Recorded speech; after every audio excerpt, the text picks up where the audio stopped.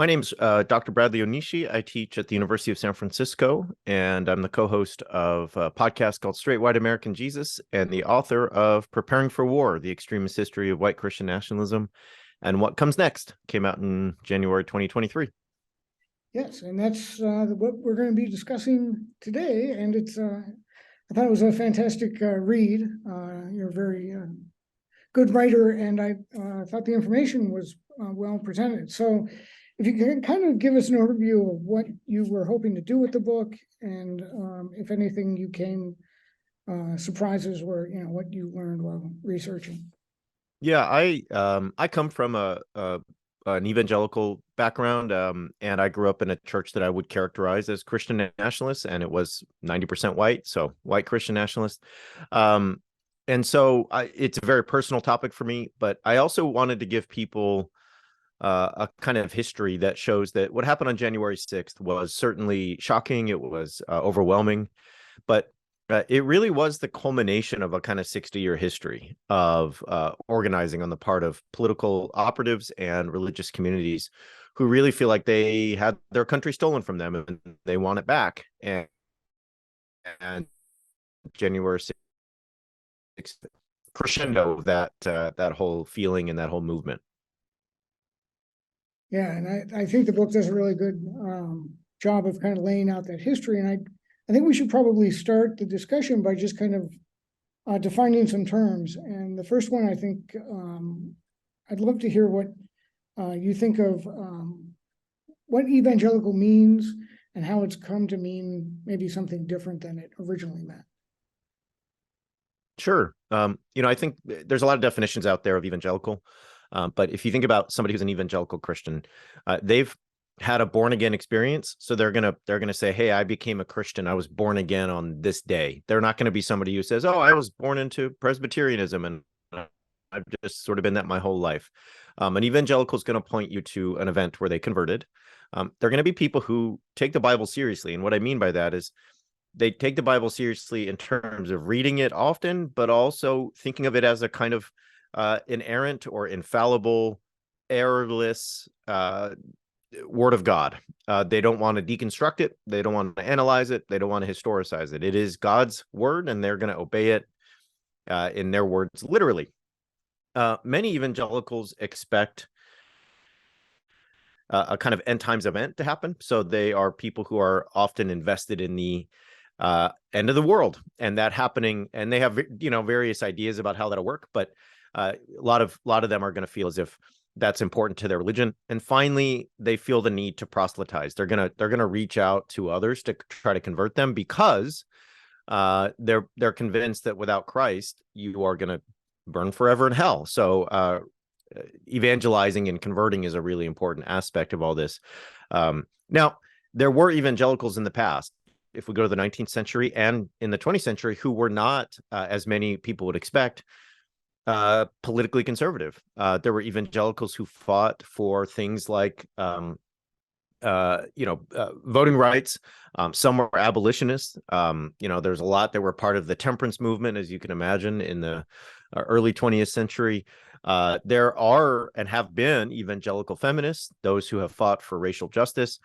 However, over the last 50 years, what we've seen is that evangelical has become defined by political conservatism.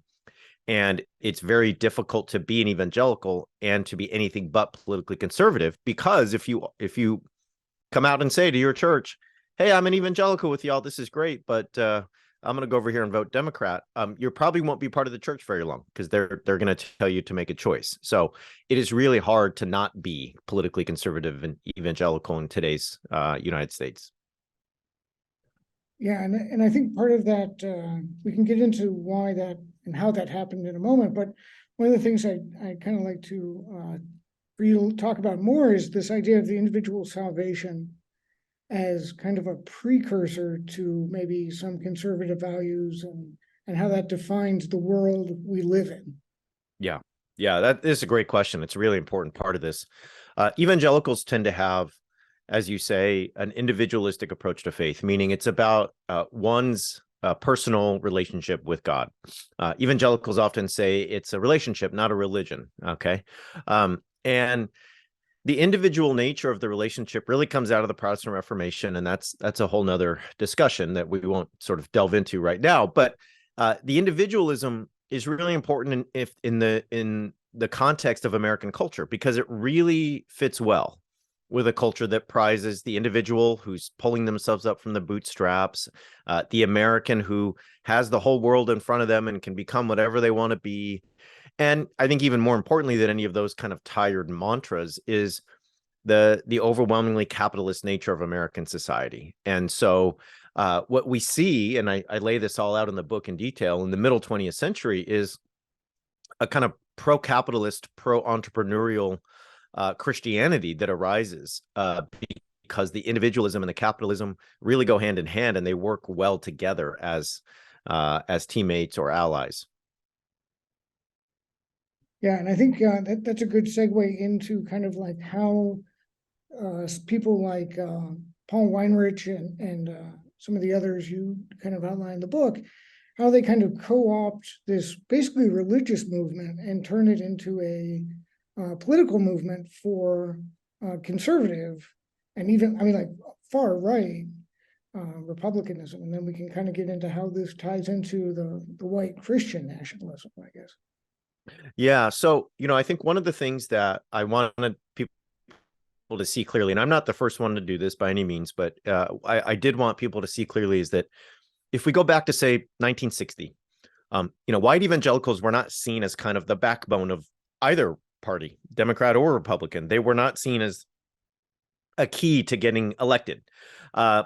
Most candidates didn't address them as a kind of voting bloc. Now, it's not to say that they didn't vote, but they just weren't this kind of unified, really important sector of the American electorate as they are today.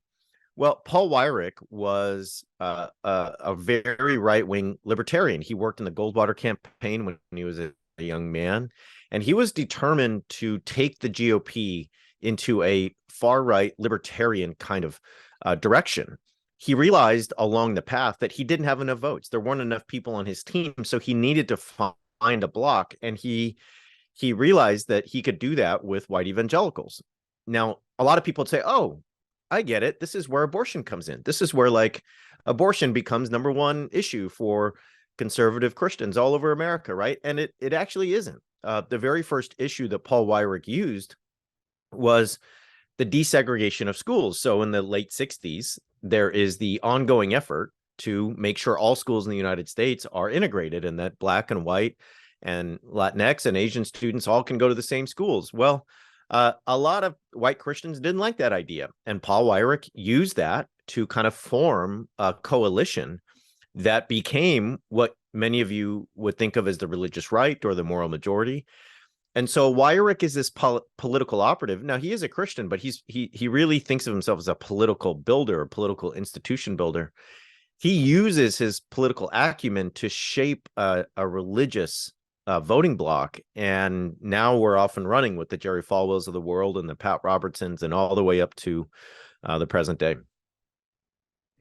Yeah, and part of what he was a part of, I guess, is this kind of late 60s backlash against the social changes that were happening, and segregation being one of them. But there's also this conspiratorial nature of American politics, and it really gets picked up through the Libertarian and the John Birch Society and some others. But, maybe you could speak to kind of how that worked itself into this political bloc building.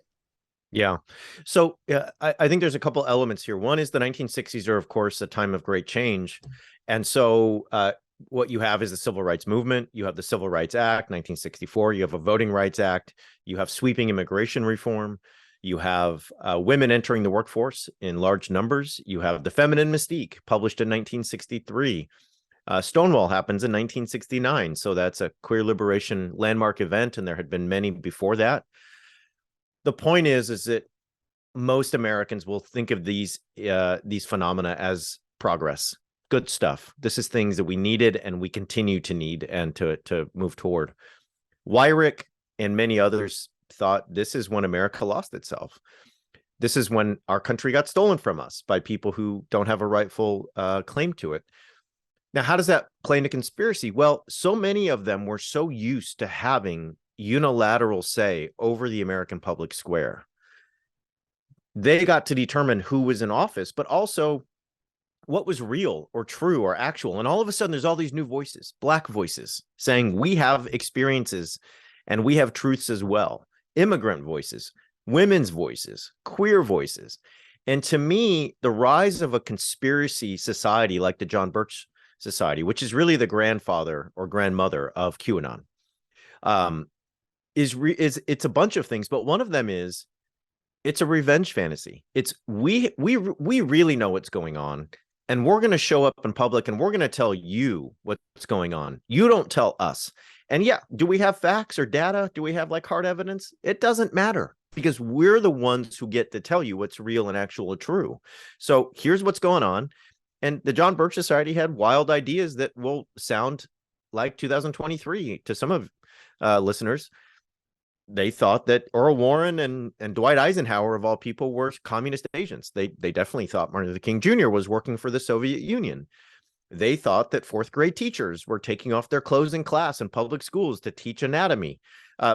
All the grooming rhetoric, all the stuff you might hear about CRT, it's all an old playbook that was used 50, 60 years ago in this conspiratorial white backlash of the 1960s, 70s, and further.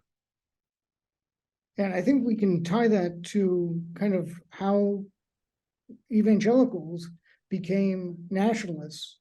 And you kind of touched on how they became white supremacists. But maybe we could unpack that a little bit within the framework of what you just said. We now come into like the city on the hill and the ethnic and the political and the identity politics getting wrapped into the religion. Yeah, no, I think that's right. And so I think that what we need to realize is that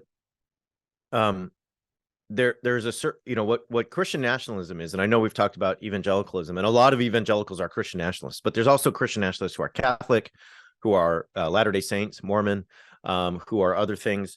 And so Christian nationalism is a story that you tell. That's what I always tell folks. If I'm a Christian nationalist, I'm telling you a certain story about the country, that it's a Christian country founded by Christian people and founded for Christian people.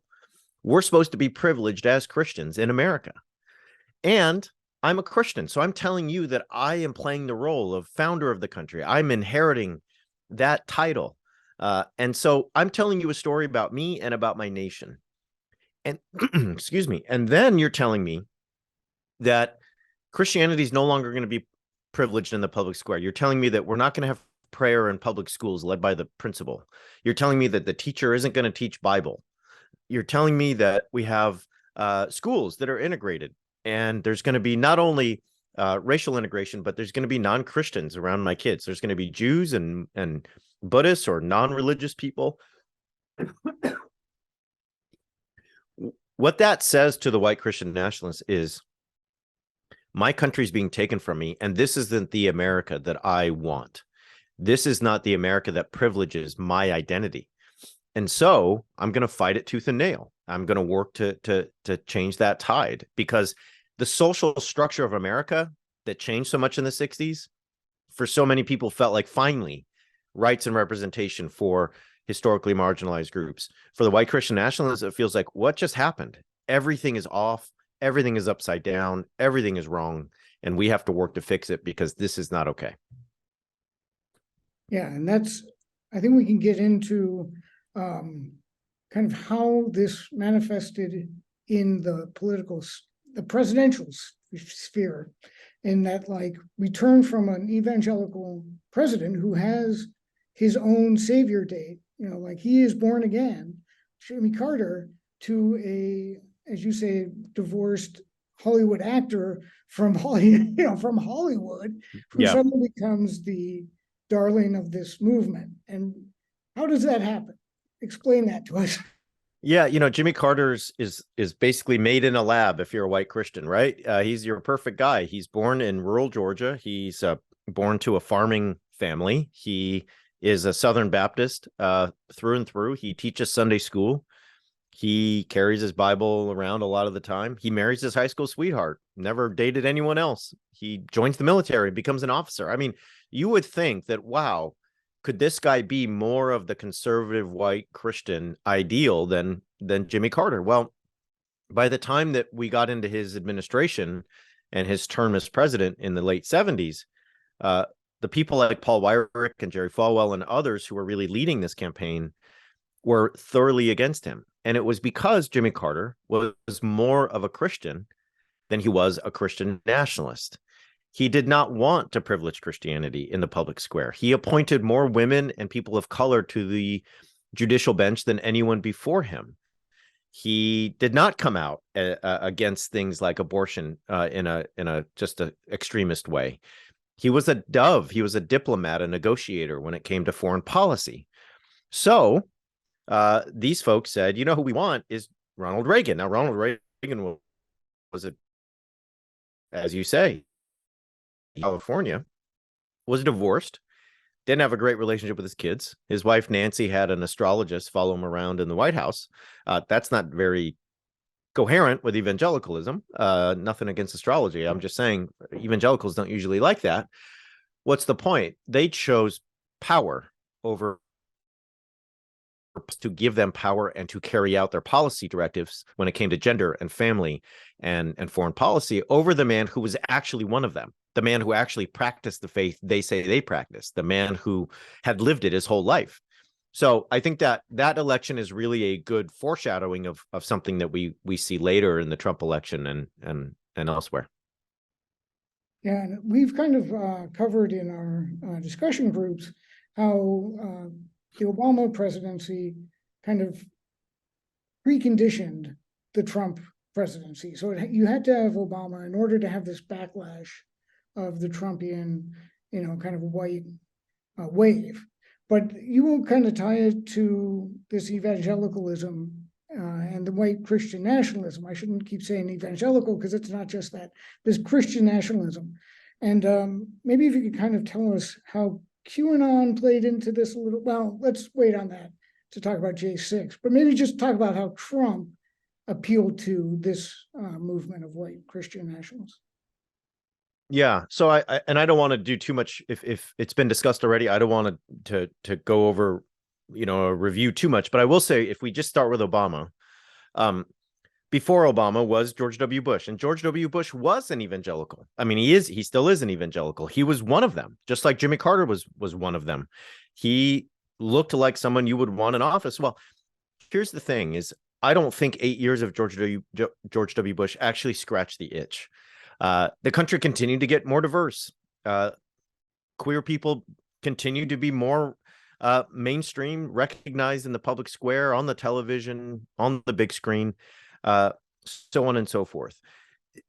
He didn't stop the tide of what they felt like was the country being taken from their grip. And then here comes Obama, mixed race, black family, black wife, a black dad who came from another country, grew up in Hawaii, which a lot of people don't even really see as part of real America. And then during his tenure, same-sex marriage is legal. So it feels just like the Obama years were just like the worst nightmare of this group. So Donald Trump represents somebody who not only, like Reagan, promised to do their bidding when it came to policies and judges, abortion, but he was somebody who promised to brutalize their enemies. And I think this is really important. He wasn't going to be a Christian president. He was going to be a bully as president. He was going to be a barbarian, as some people described. And for the people I study and I talk about in this book, the white Christian nationalists, that is what they wanted, because they thought, look, we've had a Christian president and it didn't do what we needed. And that led to Obama. We need a guy that will actually just brutalize, export, get rid of, put in their place all the people we see as not abiding by the God-given social order of the United States. We need a Muslim ban. We need a wall. We need a draconian set of measures when it comes to reproductive rights and who goes on the federal bench and the Supreme Court bench. So Trump represented not a man of Christian virtue. He represented a man who would carry out all of the brutalizing that the white Christian nationalists thought their enemies deserved and that the country needed in order to get back on track. Yeah, and I think that's such an important frame. And when I read that, it just, everything snapped into place, because you see him not as, I saw him as an instrument of God, that is necessary to usher in this vision of Christ, not Christ, but the cross and the flag and this. So once he's paved the way, then we can have our. Yeah. Right. So I kind of want to talk about how this played out in the big lie in the leading to J6, and these Jericho marches, I think, need to be spoken about, because I didn't know about them until I listened to your work, and I think a lot of people don't. So maybe you could tell us what they were and how they contributed to J6. Yeah. So after the 2020 election, Biden was declared victorious November 7, if I'm correct. Almost immediately, there was set in motion the big lie. I mean, the big lie had been told even before that, but a lot of Christian Trump supporters, Christian Trumpists, were ready to get into action. Well, what happened was the organization of these things called Jericho marches around state capitol buildings in swing states. And the idea is that these would be rallies, these would be rallies that would basically work as instruments of spiritual warfare to overturn the results in those swing states, right? The 5 or 6 states that really determined the election in the end. So almost daily, you had people marching around these Capitol buildings and praying and chanting and singing and so on. Now, this all came from the book of Joshua in the Bible, and the Jericho story, if anyone's familiar with it, is one in which the Israelites are told by God to march around the city 7 times, and then he will cause the walls to fall down. Okay, so the idea behind a Jericho march is if we pray, God will cause the walls to fall down, and we'll get what we want. But let's talk about the Jericho story. In the Bible, the Jericho story goes like this: the walls fall down, and the Israelites go into Jericho, the city, and they murder and kill all the men, all the women, all the animals, all the children, and they take the land. Okay, it's one of the most like bloody episodes in Israelite history, biblical history. So if you think about that in context, it's not just, hey, we're doing a Jericho march to kind of pray for a miracle. We're really hoping that we can cause the walls to fall down, and then we can get in there. And if we have to be God's instrument of force, we will do that so that things go how we think they're supposed to go. And so there was a Jericho march on January 5th, the day before January 6th. It was in Washington, D.C. It was attended by tens of thousands of people. And the speakers at that rally were some of the biggest names in Trump world: Michael Flynn and Ali Alexander and Alex Jones and so on and so on and so on, along with a number of pastors and reverends, Catholic priests. So what's the point? That happened January 5th. And a day later, we had January 6th. And I just think that shouldn't go overlooked. Yeah, and I think the other thing that surprised me, I guess it shouldn't have, was the participation in the actual insurrection of these groups. And you make a pretty strong point that they were instrumental in the storming of the Capitol. And I guess I think the narrative is that the Proud Boys and the other groups, more militia, led the charge, but these prayer groups and this movement was very present and influential, correct? That's right. So if you go through, and I do this in a whole chapter in the book, if you go through and you really investigate, what you see at January 6th are just an overwhelming array of Christian symbols. So there are people carrying, Jesus is my savior, Trump is my president flags. There's people carrying the Christian flag. There are people carrying literal statues of Jesus and Mary. There are people who showed up with flags from the Crusades, like Christian Crusader flags. There's people holding the Confederate flag. So, the symbolism is overwhelming. Now, in addition to the symbolism, you had a lot of rituals that signified the kind of story that people thought they were living out there. So every time that the crowd kind of made an advance into the Capitol, there was a group that stopped and like prayed and said, God, thank you for bringing us here. Thank you for bringing us, your patriots, your warriors, into our house to do your will. So the story they were telling is God, it's not just that we're like for Trump, it's that we're doing what God wants. And that was clear when they got to the mezzanine. That was clear when they got into the dome. That was clear when the QAnon shaman prayed in the chamber. And all of that happened. And to me, that's not an accident, because the prayer was a way to enter into the story. It's not just that I'm here to break windows. It's not just that I'm here for Trump. I'm here because God sent me. That convinces you to do things that you wouldn't normally do, like storm the Capitol and attack police officers and feel like it's what you should be doing rather than something that's treasonous or criminal or whatever else. Right, and especially put within the frame of everything we were just talking about, it makes perfect sense that that would be a motivating factor for these people if they think that Trump needs to be in there to punish their enemies and usher in the new age, and there's this whole backstory to why they're doing that. I was really struck by the way you end the book with this idea of the redoubt movement, and it kind of just explained to us. So we have J6. It happened. It failed. What are these groups doing now, and how have they redefined the myth, the story they tell themselves about what happened and why it didn't work? Yeah, so I think January 6th, the reason that for me it remains one of the central events that we should have on our minds is that for a lot of people, it's become this rallying cry. It's become the first battle in the next iteration of American conflict. It's a time to remember. Just like people say, remember the Alamo. There are people that will say, remember J6, remember the Sixers who fought that day. There are people who use American flags that were present that day as relics, and that's what they use to say the Pledge of Allegiance.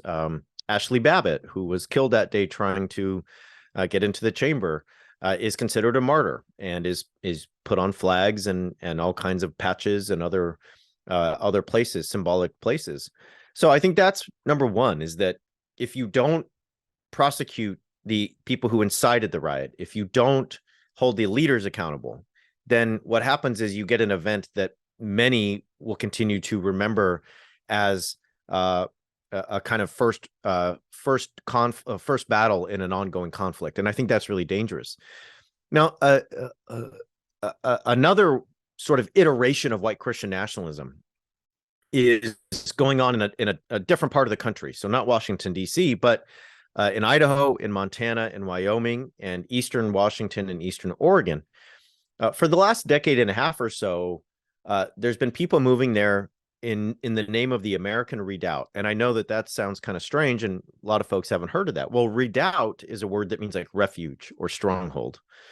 So it's kind of an American refuge or safe place. Now, they're moving there in the name of Christian separatism. We can all move here. We can all buy land in a part of the country that is, rugged and has a lot of open space. And we can form a kind of Christian separatist society and really reconstruct the society in the ways that we want to see it. And you might say, well, that's great. It sounds like a manifesto written in someone's basement and, whatever fringe stuff. Well, the man that wrote it, James Wesley Rawls, is a very prominent author. He gets about 320,000 unique visitors to his website every week. He's written 5 books, some of them published by big New York publishing houses like Simon & Schuster. He's a very influential person. And the movement is really big enough now that it's not just guys who are kind of authors and talking heads. There are like redoubt realty companies that will basically help people move out of what they dub as fallen America, meaning like liberal states like California or New York, and bring them into this Christian separatist society so they can actually be part of real America and real patriotism. Now, you might say, well, okay, that's interesting, but like, is that really that? Are there that many people? And what I would counter is that if we take Idaho, Boise is the fastest growing metro area west of the Mississippi. Idaho has seen enormous population growth. something like 1 out of 4 people who live in Idaho now were not there 10 years ago. And 80,000 Californians moved to Idaho in 2018 alone. And that doesn't even get us into the pandemic years. What's the point? There are a lot of people moving to this part of the country. Now, are all of them part of the American redoubt? I don't think so. But you know what? They're probably sitting in church or at PTA meetings or at after-school soccer games with people who are. That is the kind of ethos that is starting to really pervade a state like Idaho. I've had conversations with organizers on the ground. I've talked to the former president of one of the colleges there. I've done a lot of work to kind of get my head around it. And the prevailing opinion is that the people who are moving to Idaho from California or Seattle or elsewhere are not making the state less conservative. They're making it overwhelmingly more conservative because they're all sort of in this this kind of space of creating a Christian separatist society. I should mention that Idaho is 93% white. It's one of the whitest parts of the country. All of that to say, that's a kind of image, I think, of what certain Christian nationalists really want for the country. And when we think about people who say, oh, we're going to have another civil war or something like that, you know, I think we need to be careful. But you can see the American redoubt being a kind of blueprint for the fault lines of something like a second civil war. Yeah, and that it was surprising to me to hear about Idaho. I knew about other parts of the country, but not Idaho. So I hate to leave a discussion without some moments of hope, or we have this terrible prognosis, but what do you see as a curative or a counter narrative that is out there that can offer us something, something out of this? Well, I think a couple things. The 2022 midterms were not what all the pundits expected. A lot of Americans came out and voted for democracy as a kitchen table issue. The secretaries of state who were election deniers running for that office in swing states didn't win. You know, people like Doug Mastriano, just sort of nearby in Pennsylvania, didn't win. People like Kerry Lake in Arizona didn't win. The Senate remains barely in the hands of the Democrats. So all of that to say, a lot of Americans realize the state we're in, and they know that we have to vote not just for issues that are important locally, but for democracy itself. And I think that we have to keep that mindset. There are other reasons for hope all over the country. You know, Boston has an Asian American as its mayor. Wilmington, North Carolina has a Black woman who is the mayor there, and who in a city that has historically tried to prevent Black people from voting. There are trans candidates who are winning elections to state legislatures in Delaware. There are openly gay governors in places like Massachusetts or Oregon. So there is a sense in which I think the America that many of us want and anticipate is a reality. My caution would be is that it's a reality because of ongoing exercise of democracy. It's an exercise. We have to flex the muscles and continue to enact democracy. It's not something that is just simply there as a static entity. And so I would encourage everyone to not fall into despair and just ask themselves, what's one way I can contribute to this kind of continual exercising of democracy? What is one way I can get involved in an election or in reproductive rights or in helping refugee families or immigrants, whatever it is? I would say it's easy to scroll on social media and get really depressed and say, well, it's hopeless. The better thing to do is find one thing you feel you're passionate about, get involved, and then support other people who are involved in other causes and other areas. And so there are reasons for hope, but there are reasons for hope because we keep working for those, not because they're just there by default.